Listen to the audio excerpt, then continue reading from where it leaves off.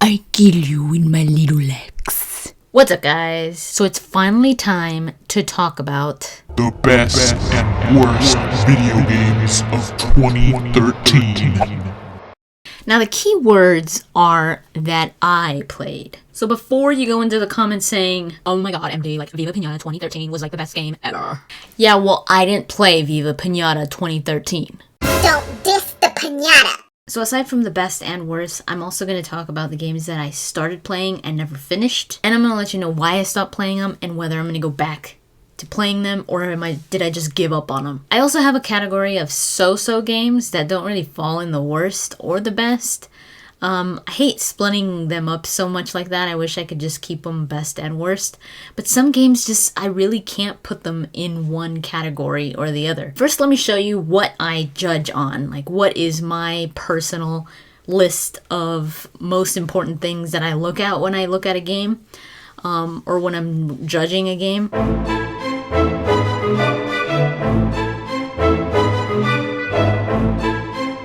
I'm going to put that little list in the description so you guys could go and look at what I'm talking about or what I'm judging on when I'm talking about a game, because I'm not going to be putting it up all the time. Especially when I talk about the best and the worst, I'm actually going to be giving scores, like numbers, to each of these categories. So like for story interests, I'm going to give it a number between 1 and 10, 10 being the best, 1 being bad. So you could see exactly how I felt about the game. But that's just for the worst and the best games. And only some of the best games, because I'm only going to be judging or numbering, actually scoring the big titles, not like the little titles. You'll see what I mean. So 2013 for gaming was good, but slow. The good games were spread out throughout the year. So I need to talk about the obvious. I just got Rune Factory 4 over Christmas, so I started playing it in 2013. It is a 2013 release, so I had to include it on here. I haven't gotten too far in it, but I am enjoying it so far. So yeah, Rune Factory 4 I haven't beaten, but I am still playing because I just recently got it, so had to mention that. When the release date was coming up, I was like, I'm gonna buy it. The hook should be in the first hour of the game at least. If you're not like wanting to know more and you're just like, oh, this is an interesting concept, the gameplay seems pretty cool, this is pretty fun. If you don't think that yet within an hour, at least for me, I feel like if I stop playing that game, it's gonna be hard for me to go back. So that's what happened with Remember Me. I stopped playing it and I just never went back. I was just like, yeah, I'll play something else. It was kind of dull to me. Like, I really didn't care about the character, and I was just like, I mean, maybe it has a slow start, which is why I'm going to give it another chance. I do not want to give up on Remember Me. I feel like there's something there that I'm probably not experiencing yet. I feel like it probably comes later in the game. So I'm not going to give up on it. I am going to return to it. I will remember you.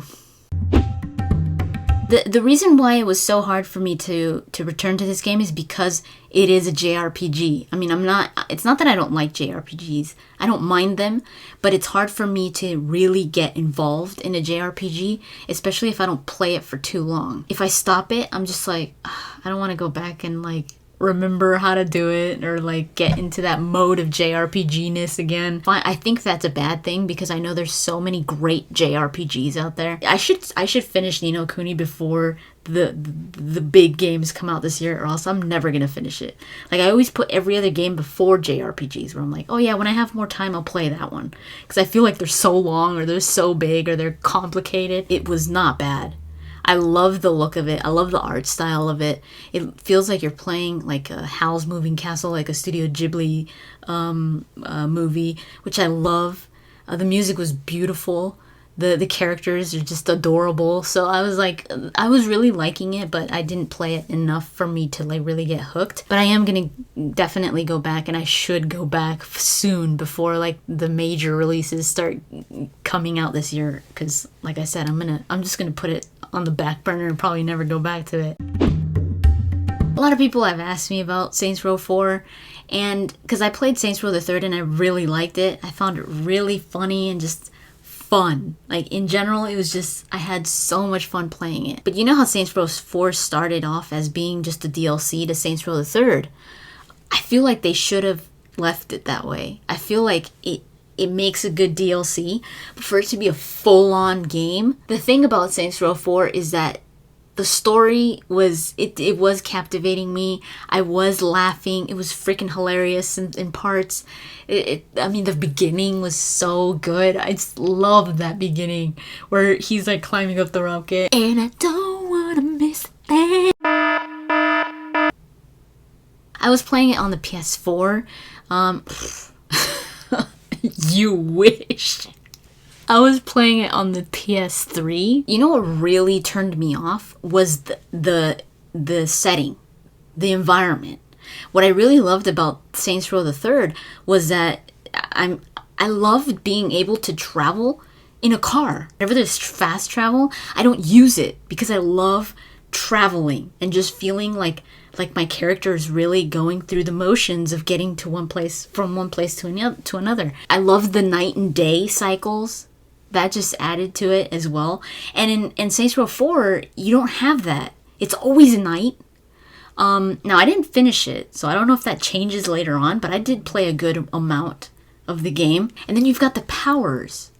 So you don't really need vehicles. You get from one place to another like really quick just by super speed or just jump, like super jump, or fly, which is really cool. But like I said, I would have liked it for a DLC, not for a full-on game. Because doing that the whole time, it was just like, it was kind of taking away from my experience that I had with the series. It's always dark. The controls were kind of confusing for me. There's just too much. You got to think of all the powers, and there's like sets of powers, and you're just like, if I stopped playing just for like maybe a few days, and then I went back, I was like completely lost. I was like, oh my god. So that was another turn off. And the freaking health system. You lose health, you don't regenerate, whatever. I don't care about that. But the screen gets so dark when you're dying, and it's like pounding red. It's like this red tint, and it makes this noise constantly, like ding, ding, ding. And you're just like, and you're trying to find these freaking med packs or whatever, and you get them easily. It's not like you have to look for them all over the place. If you kill people, they drop med packs. I was just having a hard time. It was literally giving me a headache. You lose health easily, and you're constantly seeing this dark screen, this noise, and it was just, I was getting fed up. I do not like that noise. It just makes me feel like I'm gonna lose it. I'm not giving up on Saints Row 4, but I think I need to play it with like co-op for me to like get that enthusiasm of playing the game again, and maybe having somebody to help me. Scotch Warrior 92 and I have been talking about playing co-op, not record it, but just play it for a while now, so we're probably going to be doing that soon. I think that'll make it a little more fun for me. But me stopping it had nothing to do with the story or anything like that. It was more the gameplay and the setting and all that. And of course, Just Dance. I didn't really know where to put it, what category. So I just put it in here because I really didn't go back to playing it. I haven't played all the songs.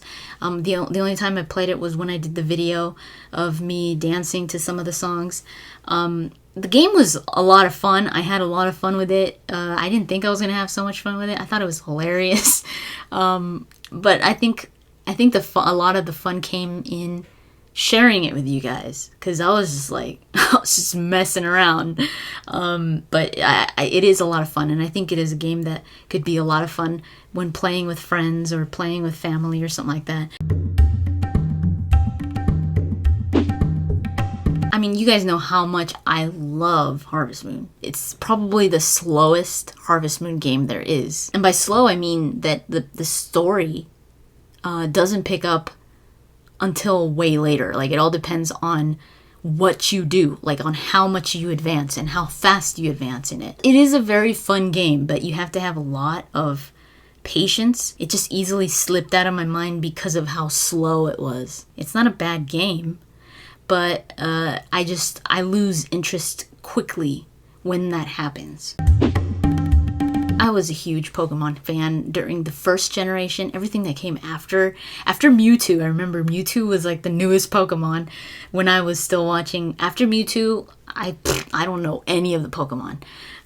So I was in the first generation, and I played Pokemon Red and Blue. But I think the thing about me putting Pokemon X and So is more because of my type of gaming, like my style of gaming. If it's just about collecting, because that's pretty much what this game is about. It's about collecting. It's about, if you're not a Pokemon fan, I think it's kind of hard to get into a Pokemon game because you're not gonna know what any of these Pokemon are, and you're gonna need to constantly be looking, either getting the Pokédex or looking up these Pokemon, because that's what I found myself doing a lot for the Pokemon that weren't in the first generation, because the first generation I pretty much knew, but the ones afterwards, which are a ton of them, I was like, I don't know what this guy's weakness is. I don't know what it is. I don't know. Is it a fighting Pokemon? What is it? Is it water? What? So I had to keep looking, because if you don't know that, you're not going to be able to go against, you're going to be really stupid in a fight. Like, you got to know what you're going up against, and you got to know its weaknesses and its strengths and stuff. That's one thing about me. Like, I can't do something like over and over, the same thing over and over. Redundancy is just like, I can't do that. My brain starts to like rebel. It all comes down to the type of gamer that you are. What do you enjoy? And as much as I love Pokemon, I couldn't keep playing it because of that whole gotta catch 'em all thing. You know, I get bored with it after a while. I mean, there is a story to it, which was pretty interesting. But the point of the game is pretty much collecting the Pokemon, catching the Pokemon, fighting them, collecting badges, and I don't know, it's just I need something more. As interesting as it was, I did feel like I was just going through the main mission. Like, I wanted to know what was going on, but I was just going through the main mission. As much as I did the side missions, I wanted to get those done fast because I wanted to go through the main mission. So it wasn't like I really sat there and enjoyed the game. You know what I mean? Like, it wasn't a bad game, but I wanted to, like, get it over with. Like, I wanted to know what was going to happen. I wanted to know what was the ending and then be like, oh, okay, that was it. Rayman Legends was a very good game, a beautiful game. The aesthetics, it was just, some of the environments were so pretty, and the music, some of the music was just really, really good. I play a little bit co-op, but I think you enjoy the game more co-op than you do single player. I mean, it's not really my type of game. I'm not a big fan of platformers. Again, I need something more. Like, platformers usually focus more on the gameplay. It's more about the environment around you and you getting across it. So I need more than just that. So I think that's, in no way is Rayman Legends a bad game. It's not. It's just not really my style of game. So now let's get down to business. This is where I'm going to start numbering, giving a score, so that you guys could see exactly what I'm talking about and how I really felt about the game. My goodness, was this a disappointment? I'm a huge Gears of War fan, and I've loved every Gears of War game there has been. I think they're so much fun, especially if you play co-op. I was really excited about Judgment, especially because I love Baird. Like, Baird's my favorite character. I was playing co-op with Scottish War 92, and I have some of the videos on my channel still, but it was just, I didn't like it. It was so different. It felt like they were trying to shove a lot of, like, achievements and, like, little goals, like almost putting multiplayer aspects in the campaign, like where they'd shut you down in a room and it's like, oh, survive the waves, and it's like, oh God, I thought this was a campaign. Like, that just kills it for me because it just makes it, again, redundant. I hate that. Characters were pretty cool, but they really changed Baird a lot. Because Baird didn't change until Gears of War 3. Like, that's when Baird really started to change. And the Baird that we've always known before, he was like that ever since the beginning. He was like that even before the E-Day, the Locust attacked.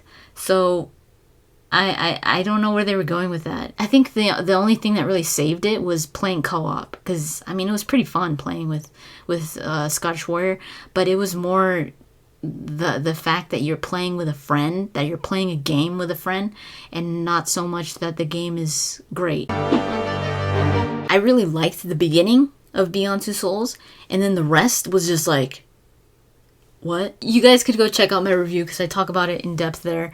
They're all spoiler free, all my reviews. I wasn't really interested in the story, except I gave it a 5 just because it was pretty interesting in the beginning.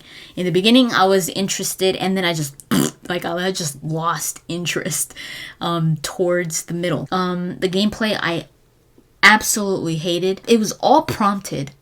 You could not possess whoever you wanted to. It was just, no, you could just possess this guy, but not this guy. And it's like, he's right here. Why can't I possess him? No. You cannot possess him.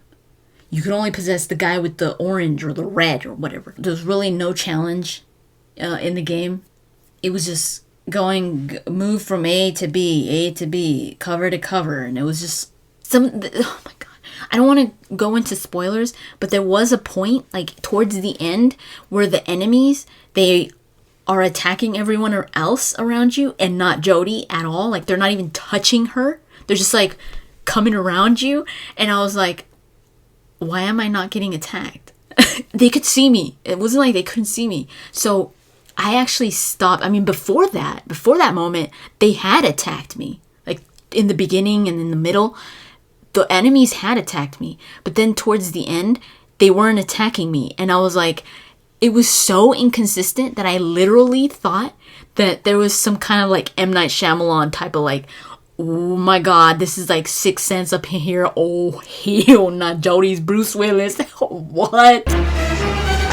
What a twist! I was thinking it was so much cooler than it actually was, because it was so weird to me that they weren't attacking me that I actually started to think that there was a reason. Something happened after that, and the enemies started to come, and they started attacking me.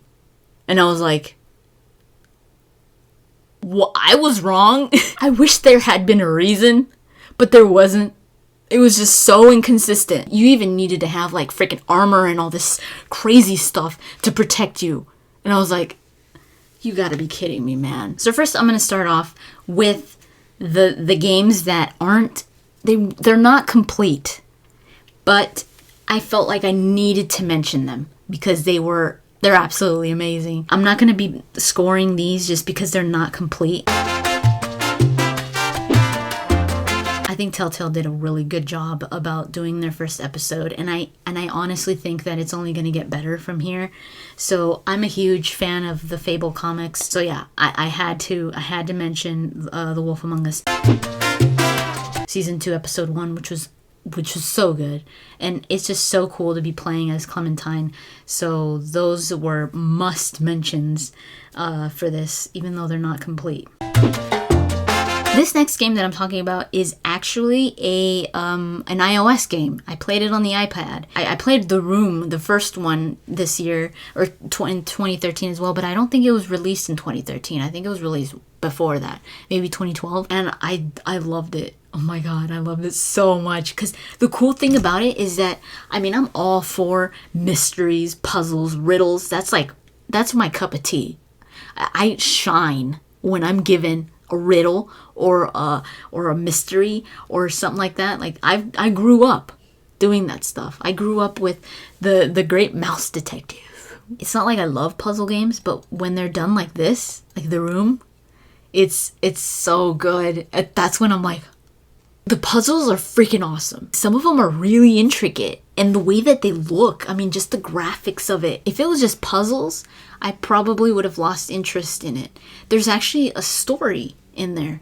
It's not as intricate as like narrating or something like that, or the character, like there's character development. No. But you do read letters. You find letters and you read them and you start to figure out the story. You start to figure out what's going on there, because there's a weird story there. Like that's what I love about it, is that when you're solving these puzzles, there's this creep factor. It's pretty creepy where you're just like, what is going on here? Like you hear things. You have to play this game with headphones, because if you don't play it if you play it without headphones, you probably won't listen. You probably won't hear just how crazy things are in the background sometimes. Like you'll hear little creaks here and there, just like, and then you go back to like solving the puzzle and you start hearing like hash browns. Did you just say hash browns? No. My brother was the one that told me about it. He was like, you should play this game, and I immediately got hooked. I was like, dude, this is so cool. It's not long. It's short. I don't know what other platforms it's on. My brother said it was made for the iPad, but sometimes he's misinformed a lot of times. Poor soul. Bless his heart. Oh my god, I love this game so much. This game is literally, when it comes to my opinion, this game is literally worthy of getting a 3DS. It's a strategy RPG. It's got that anime look to the characters. But when you're in combat, you're almost put into like a board game. It almost looks like a board game where it's grids and your characters could move around the grid, and depending on what they are, what kind of fighter they are, is how many grids they can move. Fire Emblem did such a good job about explaining it. I literally got it like that. It was easy, and I thought I was gonna take forever to get it. Like, that's not my style. Like, I was like, oh my god, this is gonna be so hard to get. But I got it immediately, and as soon as you get it, it just becomes so much fun.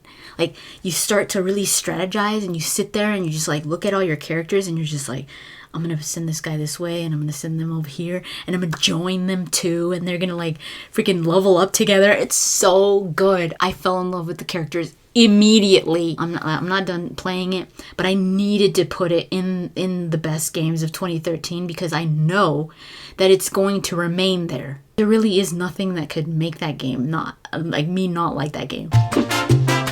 Now, obviously, this game was going to be in my list. I've talked about this game a lot, so I will put links on here for the videos where I talk about Grand Theft Auto 5. Just the detail in this game, oh my god.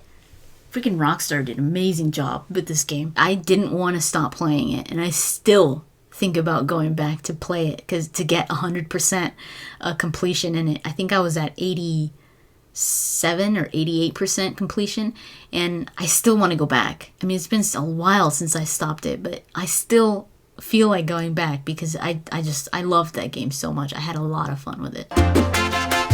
Assassin's Creed 4, I gave it with the numbering that I gave it, it scored the same as Grand Theft Auto 5. It's not that I like them both the same. It's just that they both had, like, I liked them both for different reasons, and they just ended up the same number. I was more hooked on Grand Theft Auto 5 than I was Assassin's Creed 4. I mean, it wasn't like the story was absolutely amazing where I was like, oh my god, that was so good. I think that's why I enjoyed this game so much, was because of that added intrigue that Edward was Hatham's father. Edward was an awesome character. The other pirates were absolutely amazing. I loved almost every character in this game. I absolutely adored. The open world, I mean, there's so much to do. Especially since you're a pirate and you're on a pirate ship. I felt like I was playing with toys, like back when I was like a younger kid, you know, where you just like had so much fun playing with your toys. That's how it felt like when I was playing Assassin's Creed 4. I felt like I was playing with toys. These two games, you'll see, they both scored equally. Pretty much in the same categories as well. I had to really think about which one would be my game of the year. So to get this started, my second favorite game of the year is... The only reason why I gave BioShock Infinite the gameplay a 9 was because it was a first person shooter. That's the only reason. It's a very personal reason. It's not because first person shooters are horrible. No.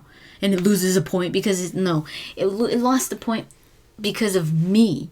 Because it took me a while to get used to the mechanics of the gameplay because I don't play first person shooters that much. So it took me a little bit longer to play it, but I did get hooked almost immediately. I had to wear my C-bands, those little things that you put right here so that I don't get motion sickness because I thought I was not going to be able to play this game. I think they did help because you guys know how bad my motion sickness is.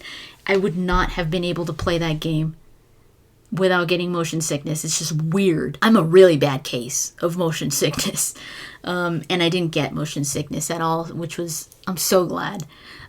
Because I absolutely loved the game. It made you really use your brain, and the amount of detail that was in there, little details that you would spot in the beginning that you didn't even think was important, and then they all of a sudden they're like slammed into you in the end, where you're just like, oh my god, I remember seeing that in the beginning. And they just make you want to go back and play it all again. The ending makes you want to go back and play it because you're just like, I remember seeing that throughout the game. Like, I remember seeing little things here and there. Everything, it just comes together. And I thought that was brilliant. So I loved everything about BioShock Infinite. So this leads me to my game of the year. So like I said, BioShock Infinite and my game of the year, which is The Last of Us, have equal totals, 69. Shut up.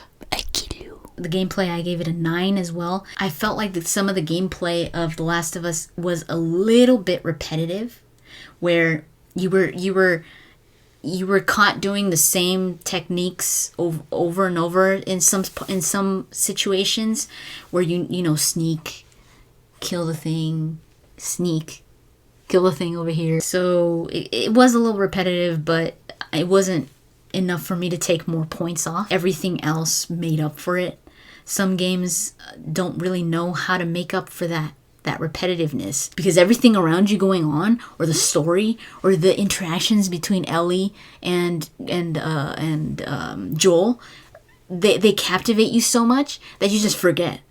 At least that's how I was. I was like, whatever. Like, it was, I didn't care about that anymore. Like, I was like, oh, I have to do this again. But then it really got into it every time. Every time it was like, I really focused on it. Even though it was the same style of gameplay, or it was the same kind of using the same techniques as I did over here. It was always, they always found a way to make it fresh. And the reason why The Last of Us is my game of the year over BioShock Infinite is because I feel like The Last of Us represents, at least in my eyes, it represents where games, or at least where I would love to see games go. I love when developers create characters and they tell you a story about those characters. And I mean, they're telling you a story about what's going on around you, obviously. I mean, The Last of Us, even the story going on around you was interesting to me. And it was creative. And it was like, it made you stop and think and be like, oh my god, what if that really happened? And this freaking fungus, it's freaking terrifying. I mean, it actually exists. But it doesn't attack humans. It attacks insects. So even just thinking that it actually exists and then just being like, oh my god. Like, imagine if that were to evolve and attack people. They chose a really good way of doing this overly used theme of this post-apocalyptic world. And they made it, I mean, not only did they add like a different twist to it, where it's like, it's not zombies, it's these infected people. And they almost gave it that like the Walking Dead type of theme, where it's like, it's not really about you against the monsters, it's more about you against human beings, like the instincts of human beings and how people change in situations like this. And I love the maturity of the story. I loved the way that you felt like you weren't really playing a game. I was so immersed. I felt like I was there with them. It's a different way of interactivity. Like it's more interacting with your imagination. It's more interacting with your brain and your emotions instead of interacting with your senses, like your whether you're quick enough with your reflexes and all that.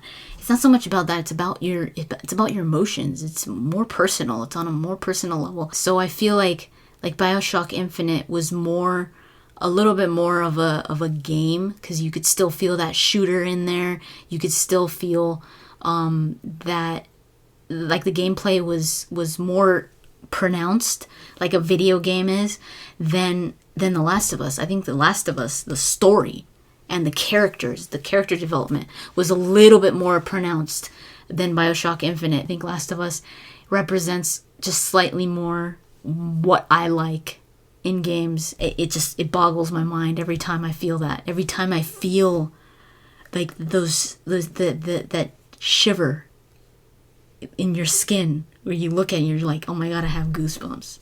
Or where you love these characters, you end up loving these characters so much, and at the end, you just don't want it to end. Another thing that really added to it was its soundtrack. My god, that soundtrack was just amazing. I mean, it was so simple. It wasn't like an orchestra. It was so simple. Like, you could count the instruments involved in the soundtrack. Sometimes it was just like an acoustic guitar and maybe a drum. But I mean, the simplicity of it added to the feeling of this. It was like the instruments represented the loneliness. Few instruments. It was like just a few people. Like, it's The Last of Us. So yeah, that's pretty much it. Hopefully you guys enjoyed that. If you guys want to know more in depth, like my soundtrack of the year, my character of the year, my voice actor of the year, all that stuff, I do talk about that in my VGAs review, because I go into detail about what I would have liked to see. I also talk a little bit about it written, like predictions, and why I predicted these games as being, or these things being, the soundtrack of the year or whatever, on the Log blog, or Legion of Geeks blog. So if you would like to read more in detail specific things, I'll put the link in the description so you guys could go check that out. Let me know in the comments down below what was your game of the year and what was the game that you just did not like your biggest disappointment of 2013.